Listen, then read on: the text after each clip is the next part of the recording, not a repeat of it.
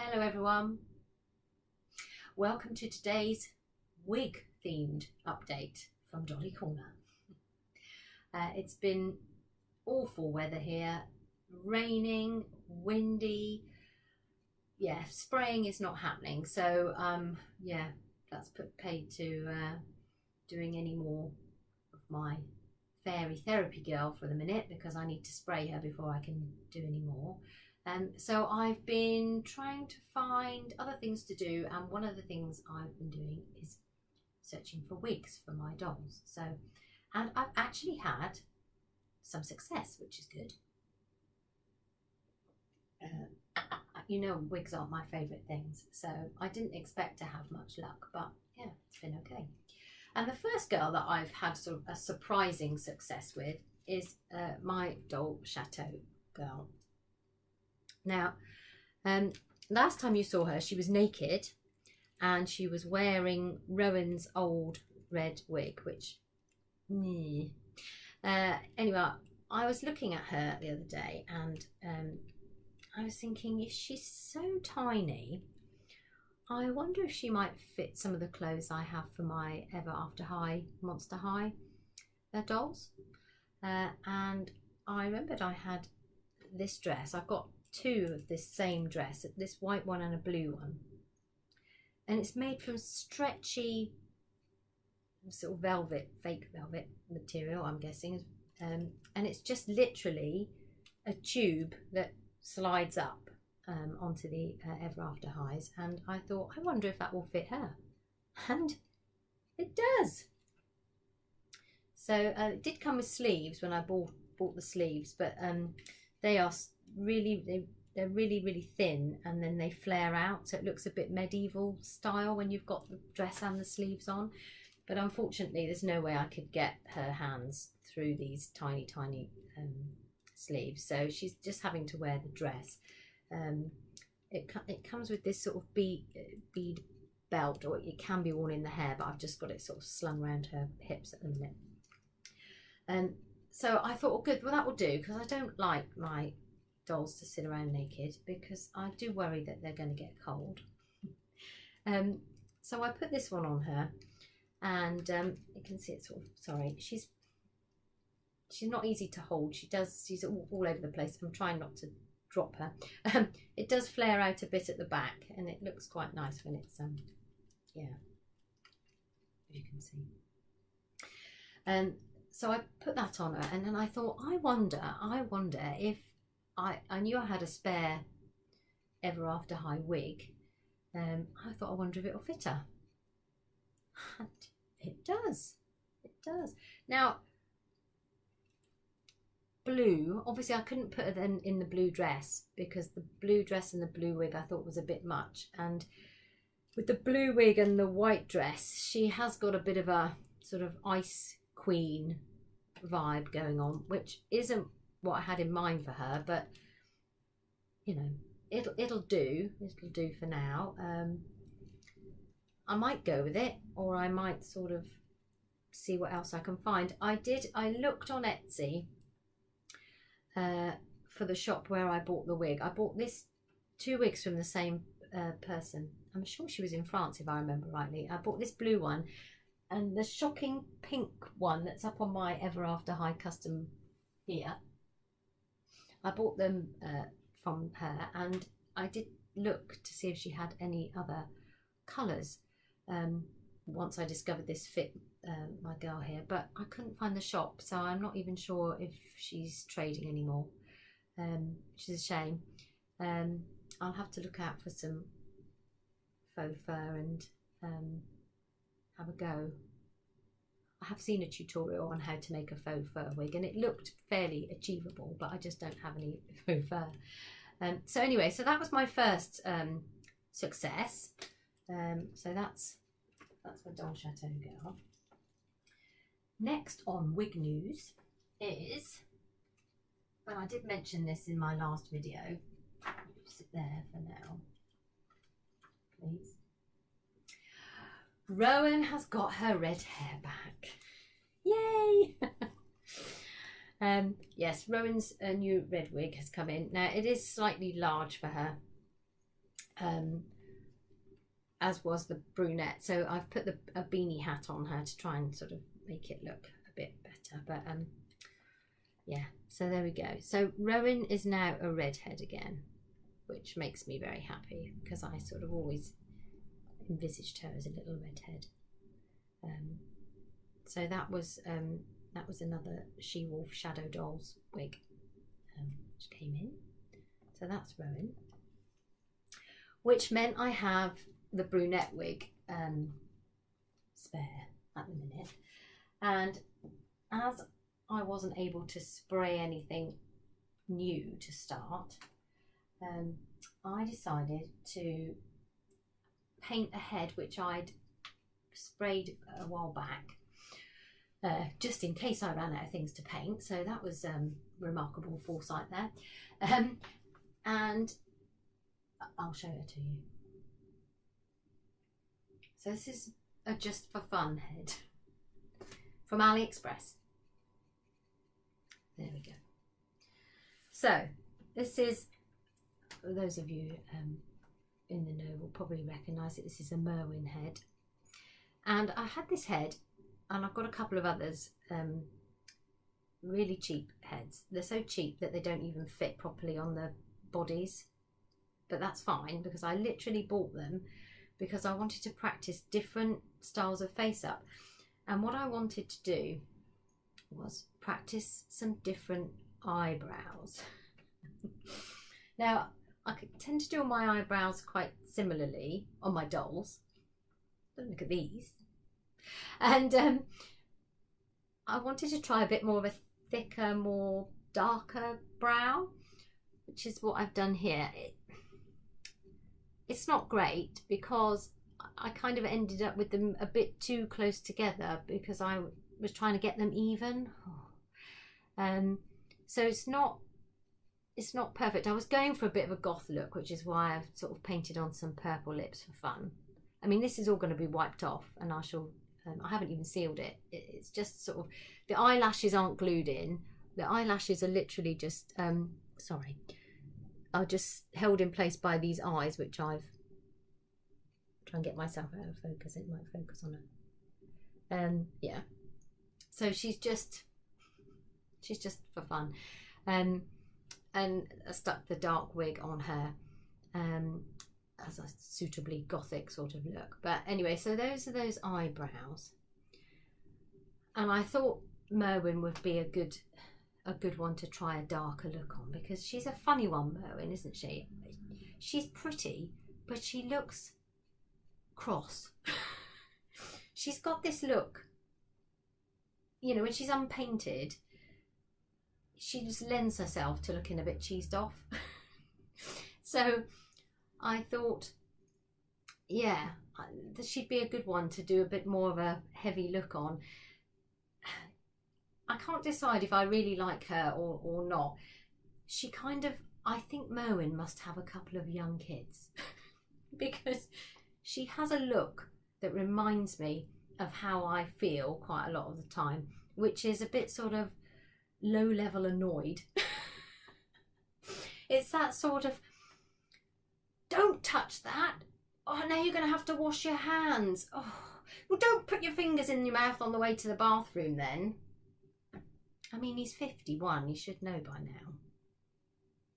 I would wink there to show you that I'm joking, but I can't wink.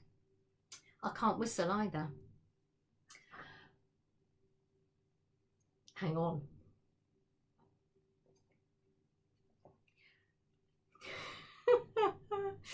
You know when you say something just off the cuff like that and it brings back something into your head? That's just happened to me. And now I'm having a flashback to one of the most embarrassing moments of my life. Okay. It's not doll related at all, but I'll tell you the story. In fact, now, who was it? Summer. Summer wanted me to tell her a bedtime story. Well, Summer, it's your lucky day. It might not be quite a bedtime story you're expecting, but I'm going to tell you all a story. Okay, let's put Moen down. Are you all sitting comfortably, children? Snuggle up. Auntie Nick's going to tell you a bedtime story. Okay, last summer, in the summer holidays, like millions of other mothers across the world, I was trying to keep my children entertained. And one of the things I did with them is take them to our town library. It's not just because we want to get books, but they organise lots of great things during the summer holidays for kids. So this particular day, they were having a visit from a local zoo. And I took my girls along, and it's all very nice. It's a big sort of open area, and the guy from the zoo, and there's a young girl with him, his assistant. They stood at the front with all the various boxes with various animals in. The children all sit round on the floor in front in a semicircle, and then us parents are on chairs behind the kids. And it's all very lovely. And he's showing the children these animals. There was an owl. There was something that looked like a hedgehog but wasn't a hedgehog. I think a meerkat made an appearance.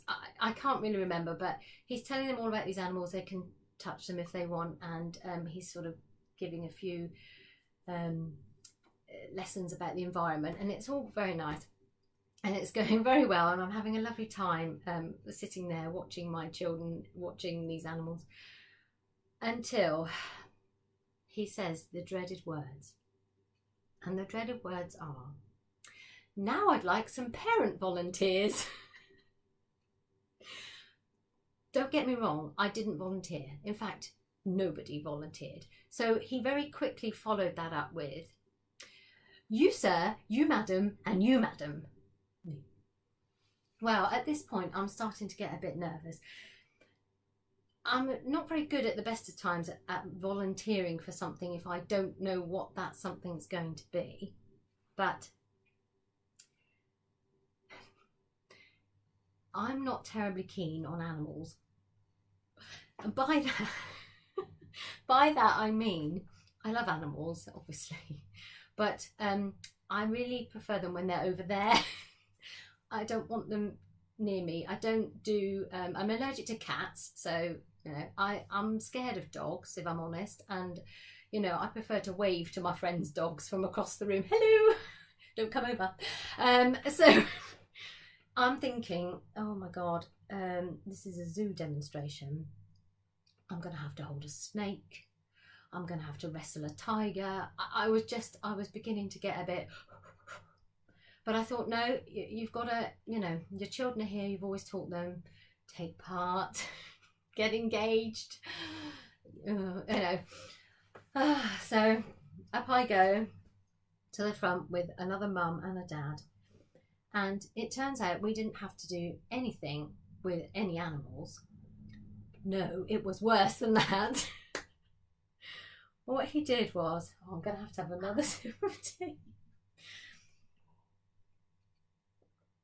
He handed us each a laminated piece of card with a nursery rhyme written on one side, and he said, "Don't let the children see what's written on it." And then he started talking about bird calls. Now, I kind of guessed what was coming when he started talking about bird calls, and oh my god, I was going hot and cold. I just thought, please, no. Sure enough, he says, "Right, children, each of these ladies and gentlemen have got a nursery rhyme written on their card, and what they're going to do, they're going to take it in turns, and they're going to whistle the nursery rhyme to you all, and you're going to guess what it is. Starting with you, sir. Go." Well, I'm thinking, well, there's a million thoughts running through my head, most being, I can't whistle. And I'm thinking, perhaps these two won't be able to whistle either, and, you know, it'll be fine. No, of course not. They turned out to be championship whistlers, didn't they? And it's getting nearer to me, and it's my turn. And did I say, "I'm really sorry, I can't whistle"? No, of course I didn't do that. What I did was, I stood there And I went, oh my God. Oh, time stopped. And everyone was looking at me. I could see my daughters looking at me like, what is Mum doing? Oh God. Nothing, I had to do it again. Eventually, the dad, I think, recognised what was going on, took pity on me, and he started to whistle my nursery rhyme for me. But, oh my God, I don't know how I got through the rest of that talk, because I had to do that hideous thing of pretending that, wasn't that funny, and like going back to my seat like, to everyone. Oh God, I just wanted to curl up and die. And I was thinking to myself, what the hell are you doing? You are 47 years old. You should be able to deal with a situation like this with dignity and confidence. But no, you're stood here like a deer in the headlights going, So anyway, so the moral of that story, children, is no matter how old you get, the world will find a way to embarrass you so much that you just want to die. Night night. God, do you know, I don't think I've even told my husband what happened that day. You guys now know more about me than my husband. Oh, I'm going to have more tea. All that from a Merwin head.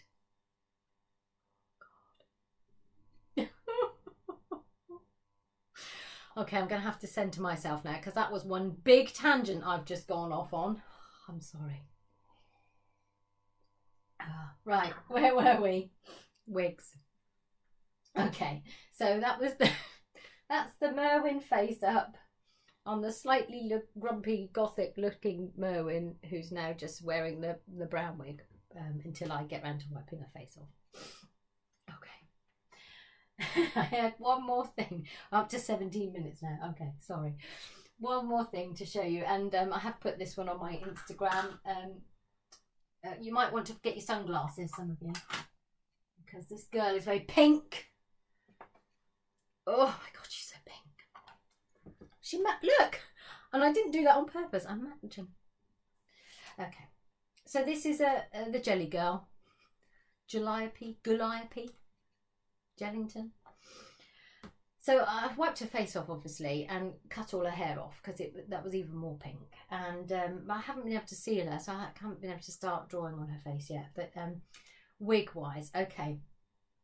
I had another brilliant wig moment.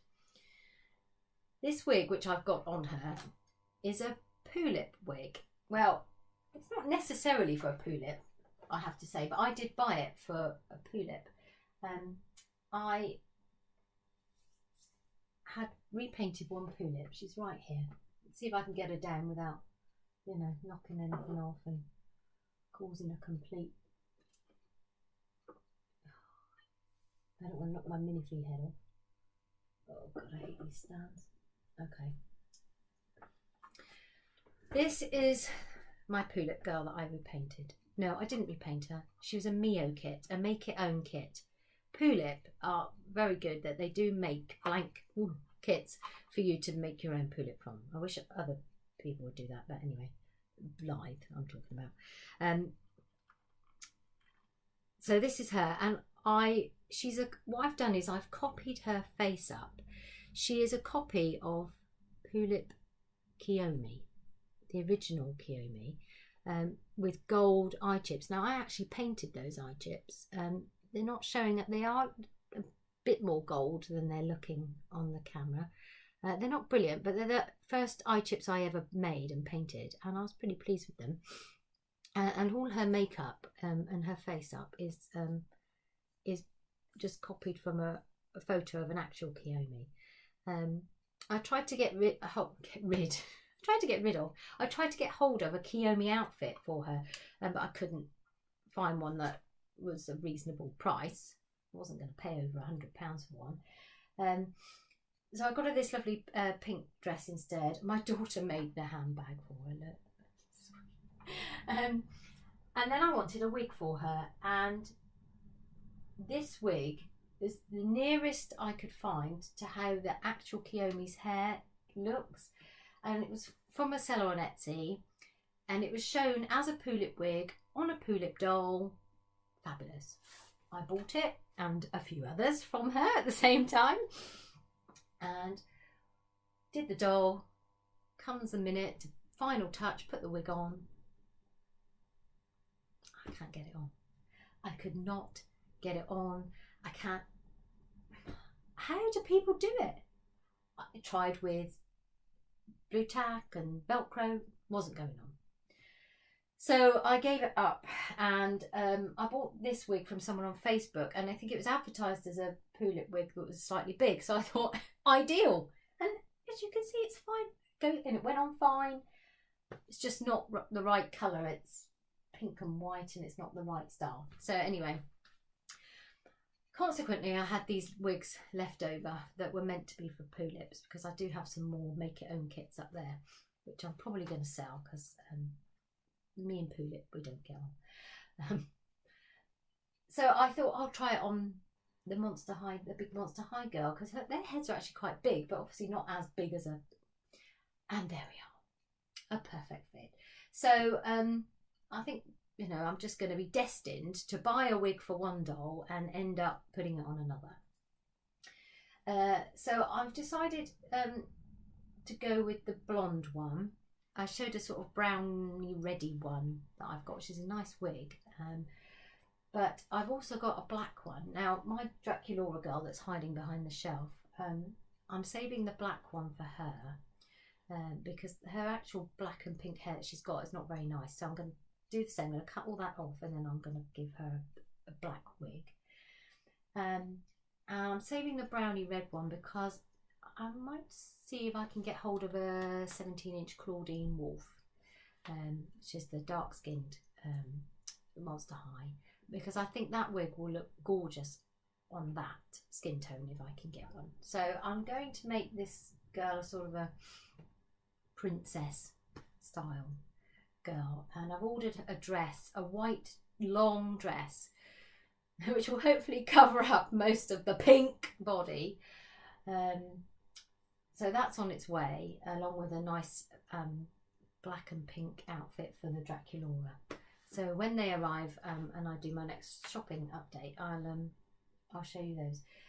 So anyway, so that's the story of the Monster High girls wig, and a brief story about my Pulip at the same time. Right, 23 minutes. I think that's long enough. Okay. Sorry about the mad tangent I went off on there, but hopefully it's given you all a laugh. I hope you're all doing well, and I will see you again soon. Take care. Lots of love. Bye.